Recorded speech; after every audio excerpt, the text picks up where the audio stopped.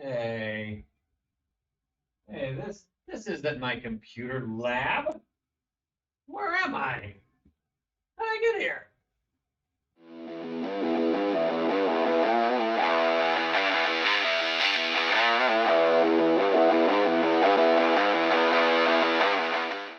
Today we're going to start with Keyboarding Without Tears. That's the program that we worked on last time that will teach us where the keys are at on the computer and how to become good typers. After that, we are going to learn how to use computer code. Yeah, you're going to become computer programmers. A computer programmer is someone who tells the computer exactly what to do. Today we'll learn how to tell the computer exactly what to do, and then we will help Scrat from the movie Ice Age move around on an iceberg to try and get to a yummy acorn. And we'll do that by giving him step-by-step directions. That's also called an algorithm. We'll give Scrat these directions, these algorithms, so that he can stay safe while on his iceberg. And you're going to see how that works. But first, let's talk about keyboarding without tears. Homepage, and you are going to go down to this right here. This is Keyboarding Without Tears. You might remember it. It is really important for us to know how to keyboard, especially you virtual learners, to know where the keys are at and how to do it quickly so that you can get your assignments done. We're going to keep practicing. Click on that K, and then you're going to have to find your class. Now, if it asks you for a secret code, I've got that in Google Classroom, so put in the secret code that I have in Google Classroom, then find your teacher, then find your name, then click on your secret code. I have also put this secret code, your personal secret code, into Google Classroom too. So make sure that you know how to log yourself in, and I'd like you to try at least 15 minutes of good keyboarding skills. Make sure you're using all 10 fingers, not just doing 2 fingers like this, because that's going to get slow. You have 10 fingers, you might as well use them. You'll go 10 times as fast, right? Okay, so you're going to do keyboarding without tears for about 10 minutes. When we do keyboarding without tears this time, we might see some new kinds of puzzles. And I want to show you what those look like and what to do. So as you're working your way through keyboarding without tears, you'll probably do some of the puzzles you're already familiar with, like Matman and making your wooden letter shapes. There is a new one. This one's called Build a Keyboard. You might get to it today, maybe not, maybe you will. Maybe you've already gotten to it. That'd be great if you did. When we start up Build a Keyboard, what we're going to do is drag the keys back to match where they belong. We need to go back onto the keyboard. Now they're going to break apart, which is okay. If they break apart, it kind of gives us good practice at seeing where the keys go. It's pretty simple, and as we do this one more, we will do more and more keys all over the keyboard and having to put them back onto their right spot. Another one that you might see today, or maybe next time, is called target practice. In target practice, we'll actually have to type on the screen. To type, we have to use 2 hands. The first thing that we'll do is take one hand, take our left hand, and we have to hold down on the F key. I'm going to push and I'm going to hold it down. And no, when I do, that's when I see the other hand show up. That's this hand. And this is telling me that my tall finger should tap on, and that's the K key. Do you see how K is highlighted? So I'm going to take my tall finger, I'm going to tap on it. Tap. Notice it's just a tap. It's not holding it down like I am the J key, or excuse me, the F key. If I let up the F key, then that hand goes away. So this is two-handed typing. I got to hold down one and then tap, tap, tap again, tap the semicolon, tap the K, tap the semicolon, and I'm going to keep on tapping the letters that it tells me to tap until I'm done. Those should be some other kind of puzzles that you see today. And so if you see them, try them out. And if you see ones you've already done, that's great. Do this for 15 minutes.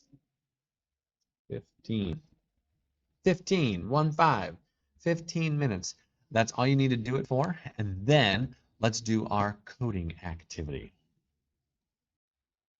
When you're going to log into code.org, let me guide you through those steps. So we'll head to my web page, and then we'll find the CODE down here. When we click on the code, we need to find the grade that we're going to use. Then we're going to find the teacher that we belong with. So we'll click the teacher, and we'll log ourselves in by clicking on our name. I'm using Ms. Harms as an example today. You'll have to find your secret picture and click it, and then you'll be able to push the button to sign in. Today's coding activity is going to be the first two puzzles in code.org. We're going to do level 2, and this one's labeled level 4. We're going to start right up here with learning how to drag and drop. So let's take a look. We're going to click on this first puzzle, and it's going to load something that looks like this. The directions are always up here, so we can see exactly what we need to do. In this case, it just says we got to click the shape. So I'm going to take my mouse and click it. Got it. Great. Let's me do another one. So in this one, I have to drag the block to the target. So I'm going to take my mouse and I'm going to click and drag onto the target. This is easy, isn't it? Now what I've got to do is connect two pieces together. This piece has a little notch and this piece has a little tab. They snap together like Legos when I drag them close enough, and they form a picture. I'm going to keep on doing this over and over and over again. I'm going to mute that. To get practice snapping the pieces together. Ooh, this one's 3 pieces. Let me snap all 3 pieces together like this. Ha-ha! Hooray, I got it. Oh, these pieces are not in order. I want to drag the pieces so that they are in order and they form that picture of the puppy. Ooh, these pieces are also not in order. I better get them in the right order so that then they can form the right picture. Here's another one. Looks like this. Okay, and okay, and okay. Great. Oh no. These ones are all stuck together. How do I break them apart? To break them apart, you grab the bottom piece. The bottom piece, when you grab it, will come apart. Then I'll grab another bottom, and then I'll grab this one. Middle and bottom. Now that looks like the right way. I'm gonna, see that one I'll break apart here. This one I think goes on the bottom there. This one goes on the top there. Hooray. Here's another one. Let's take a look. Ooh, I've got 1 and 2. It looks like I'm gonna have 3 next. Got it. Okay, let's do another one. And what do we got here? We got 1 and 2 and 3, just like that. When you push continue, you'll say, great, go on to the next level. And you have a big orange button right here. So we're going to click on that orange button and we're going to go on to that next level. All right, so this next level actually is going to start us off with a video. So I'm going to have you watch the video so that you can kind of see what's happening. And then when you're done with the video, you'll push on this orange button right down here. After that, we'll have Scrat from the movie Ice Age. Now what Scrat needs to do is Scrat needs to get to the acorn. You can see that what Scrat needs to go is he needs to go this direction, which is east. That's what the E stands for. I need to take the east block and connect it to the orange block so that the 2 blocks are like Legos and connected together. Then I'm going to use this button called Run. Scrat will do what I tell him to do. This is an algorithm, step-by-step directions. Oh, look. Here, Scrat needs to go 2 times. 1, 2. So I'm going to drag 1, 2. And then I'll push the run button right here. Got it.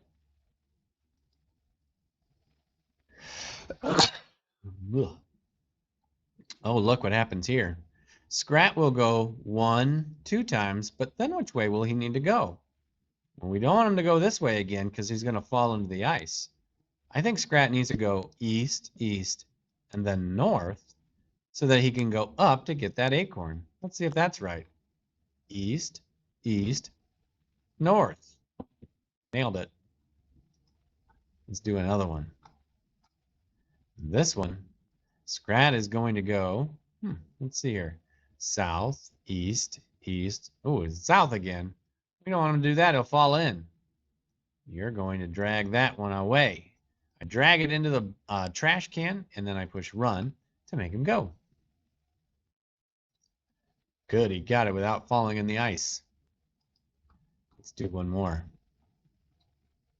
Here's one where he has to go east, east, and then what direction would he go now?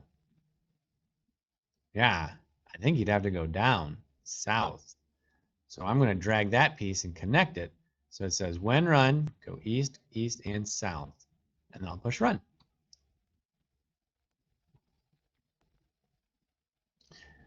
Let's do one more. So in this one here, Scrat has to, well, I got to build it all by myself. What direction will Scrat go? Will it go north? No. South? No. East? No. West? Yeah, he's going to go west. How many times? 1, 2. He needs to go west 2 times, just like that. Let's see if I get it. I did. Hooray, great. All right, then that says that you have finished all the units. That means you've done everything I need you to do today. Good job. You can ask your adult if you can have some free choice time on my website, or do some other games, or maybe just get off and go outside and play. That's also a good thing to do too.